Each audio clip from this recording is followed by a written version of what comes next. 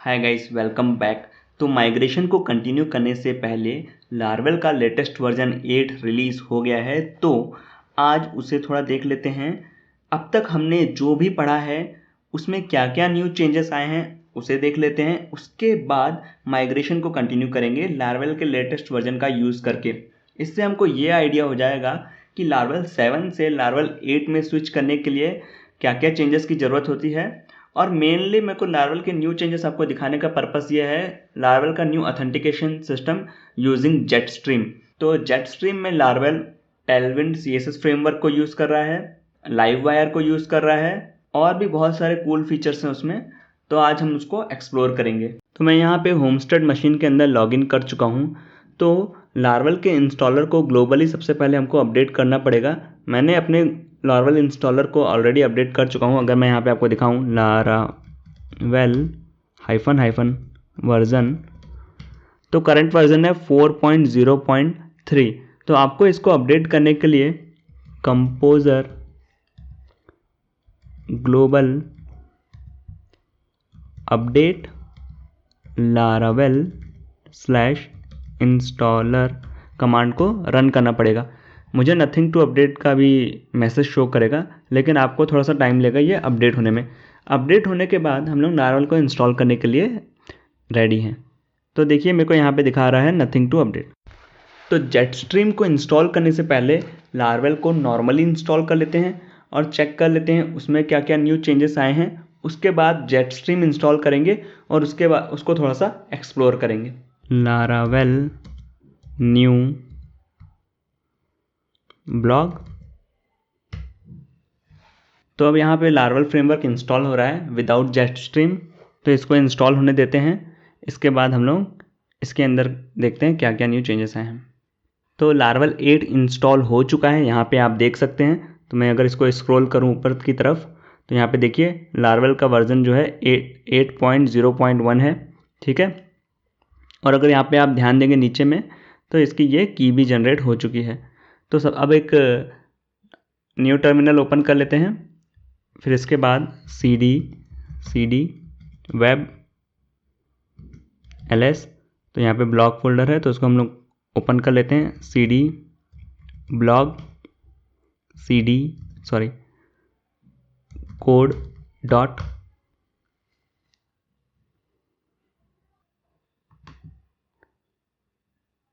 तो ये visual studio में हमारा ब्लॉग प्रोजेक्ट ओपन हो चुका है। अब अगर हम लोग इसमें .env फाइल के अंदर जाएंगे तो यहाँ पे कुछ ज़्यादा चेंजेस हमको नहीं दिखेंगे, बट यहाँ पे अगर आप देखेंगे तो मेरे फोल्डर का नाम लार्वेल डायरेक्टली यहाँ पे अपेंड कर देता है। हमारा पाथ है :8000। उसके बाद अगर आप यहाँ पे भी देखेंगे तो मैंने जो फोल्डर का नाम दिया था ब्लॉग, उसको भी लार्वेल यहाँ पे पास कर देता है ऑटोमेटिकली। इसके बाद यहाँ पे यूज़र नेम रूट है तो हम इसको चेंज कर देते हैं होमस्टेड। इसके बाद पासवर्ड हमारा है सीक्रेट। तो env फाइल में तो कुछ और ज़्यादा चेंजेस हमको यहाँ पे दिखाई नहीं दे रहे हैं। तो इसके बाद अगर हम लोग ऐप फोल्डर के अंदर जाए तो आपकी इमीडिएटली यहाँ पे नज़र पड़ेगी मॉडल्स फोल्डर के अंदर। प्रीवियस वर्जन में लार्वेल के मॉडल्स फोल्डर नहीं था और इसके अंदर अगर हम लोग जाएँ तो यहाँ पे आप देखेंगे users.php फाइल है। अगर मैं इस प्रोजेक्ट को स्विच करूँ लार्वेल 7 के अंदर जाऊँ, जो कि है डेमो 2, अभी फ़िलहाल मैंने उसको नाम दिया है। तो इसमें अगर आप देखेंगे ऐप के अंदर users.php फाइल डायरेक्टली है। इसके अलावा यहाँ पे एक और चेंजेस है। अगर हम HTTP के अंदर जाएँ, मिडिलवेयर्स के अंदर जाएँ, तो चेक फॉर मेंटेनेंस मोड नाम की ये क्लास है, ठीक है। और अगर मैं यहाँ से इसको स्विच करता हूँ ब्लॉक के अंदर, HTTP के अंदर, मिडिलवेयर के अंदर, तो उसी मेंटेनेंस मोड क्लास का नाम भी चेंज हो गया है, prevent request during the maintenance mode. इसके अलावा यहाँ पे अगर हम डेटाबेस के अंदर जाएं तो यहाँ पे फोल्डर का नाम पहले सीड्स था और अभी इसका नाम हो गया है DB सीडर्स, ठीक है। तो अगर मैं इसको स्विच करता हूँ यहाँ से Ctrl+R करके डेमो 2 के अंदर,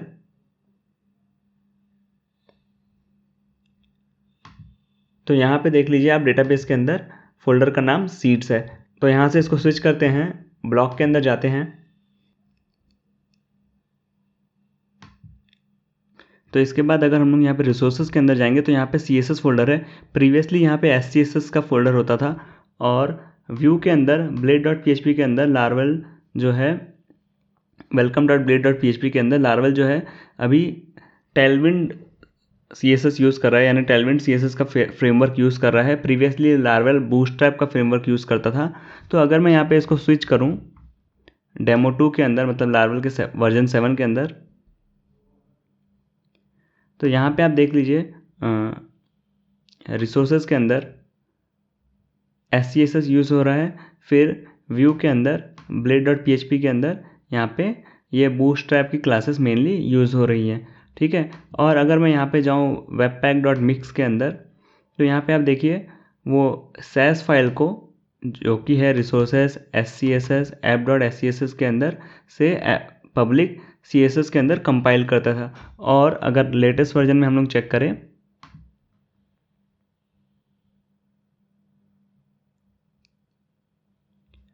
तो यहाँ पे अगर हम webpack.mix के अंदर जाएंगे तो यहाँ पे भी कंपाइल हो रहा है रिसोर्सेज CSS app.css से पब्लिक CSS के अंदर, लेकिन इस बार पोस्ट CSS यूज़ कर रहे हैं हम लोग, यहाँ पे SCSS नहीं यूज़ कर रहे हैं, ठीक है।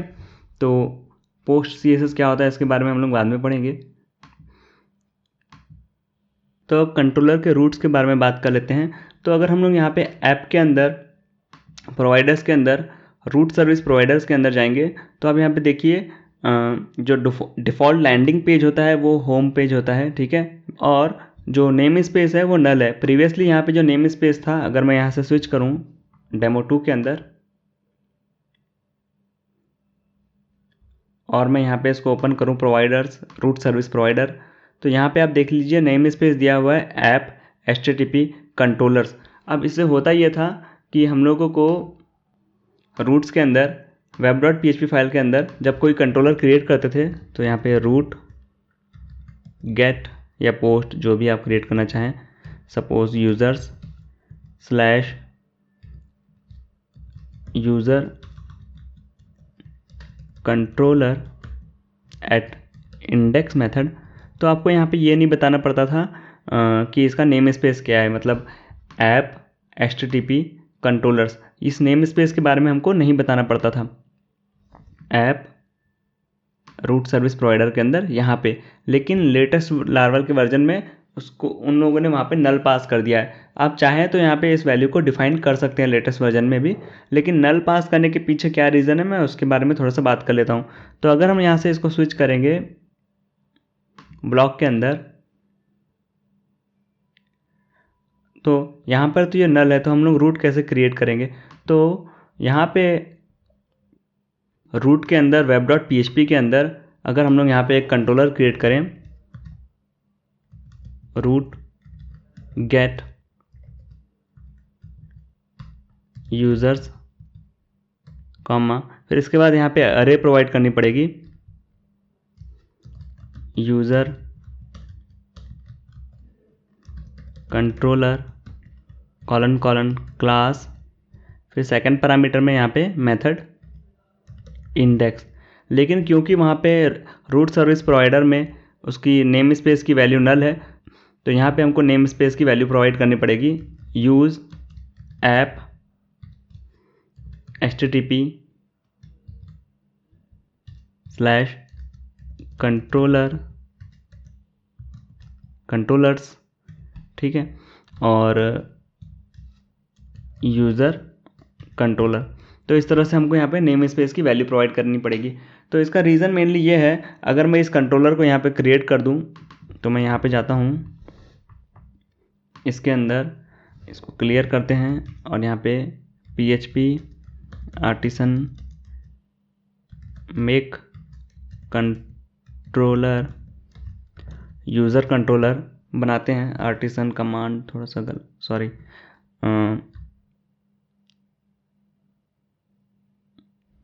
ब्लॉक के अंदर तो CD blog PHP artisan make controller user controller.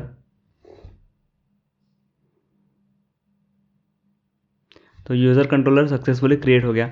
अब मान लीजिए यहाँ पे आपके पास बहुत सारे कंट्रोलर्स हैं और सबके नेम स्पेस यहाँ पे आपने प्रोवाइड किया है। तो जैसे कि एक एक्सटेंशन आती है इंपोर्ट की, यहाँ पे आप राइट क्लिक करके, मैंने अभी वो इंस्टॉल नहीं की है, तो उसका नेम स्पेस आप इजीली यहाँ पे इंपोर्ट कर सकते हैं। पहला बेनिफिट तो आपको ये है, ठीक है। और दूसरा बेनिफिट यहाँ पे ये है कि मैं इसको कॉपी करके कंट्रोल सी करके कंट्रोल और पी दबा के यहाँ पे कंट्रोल वी करूँगा तो मैं उस फाइल को भी ईजिली यहाँ पे फाइंड कर सकता हूँ, ठीक है। अगर मैं स्विच करूँ लार्वल 7 के अंदर डेमो 2 में और इसके अंदर भी एक कंट्रोलर बना दूँ, तो यहाँ पे जाके cd demo 2 php artisan make controller user controller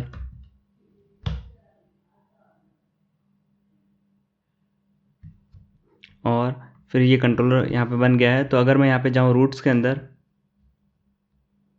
web.php के अंदर, और अगर मैं इसको यूजर्स कंट्रोलर को कॉपी करता हूँ यहाँ पे कंट्रोल सी करके और फिर कंट्रोल पी करके या कमांड पी करके मैक ओएस के अंदर, और यहाँ पे इसको कंट्रोल कमांड वी करता हूँ, तो उस यूज़र कंट्रोलर फाइल के एग्जैक्ट नेम के साथ उसको फाइंड करना थोड़ा डिफिकल्ट हो सकता है। यहाँ पे तो मेरे पास अभी सिर्फ एक ही कंट्रोलर है तो फाइल इजीली मिल जा रही है। लेकिन मान लीजिए यहाँ पे आपके पास बहुत सारे कंट्रोलर्स हैं और अलग अलग फोल्डर के अंदर भी आपके में भी यूज़र कंट्रोलर बने हुए हो, किसी लाइब्रेरी में भी यूज़र कंट्रोलर हो, तो उस टाइम पे थोड़ी सी दिक्कत हो जाती है। तो जैसे ही आप लार्वल 8 का न्यू प्रोजेक्ट ओपन करेंगे तो कुछ इस तरह से आपको स्क्रीन दिखाई देंगी। तो अब अगर मैं इस प्रोजेक्ट को मेंटेनेंस मोड में डालना चाहता हूँ तो मैं कमांड लाइन में जाऊँगा, यहाँ पे cd करूँगा cd ब्लॉक के अंदर, और यहाँ पे अगर मैं टाइप करूँ php artisan डाउन, तो प्रीवियसली भी हम लोग ये कमांड रन करते थे php artisan डाउन, तो जिससे हमारी एप्लीकेशन जो थी वो मेंटेनेंस मोड में चले जाती थी। लेकिन अब आप क्या कर सकते हो, मान लीजिए आपके क्लाइंट के लिए या फिर यूज़र्स के लिए आपको आपकी एप्लीकेशन को मेंटेनेंस मोड में डालना है, पर जब आप उस एप्लीकेशन में इंटरनली वर्क कर रहे हो तो आप उसमें सब कुछ देखना चाहोगे, ब्राउज करना चाहोगे, यूज़र्स पेज से प्रोफाइल पेज में जाना चाहोगे, मतलब सारे के सारे काम आप अपने एप्लीकेशन में कर सकते हो। सिर्फ जो क्लाइंट है वो आपकी एप्लीकेशन को नहीं देख सकता, उसको सिर्फ मेंटेनेंस पेज दिखाई देगा। तो उसके लिए आपको यहाँ पे क्या करना पड़ेगा, हाइफन सीक्रेट की यहाँ पे आपको प्रोवाइड करनी पड़ेगी। मैं अभी फ़िलहाल के लिए ABC दे देता हूँ, ठीक है, और इसको डाउन कर देता हूँ PHP आर्टिसन।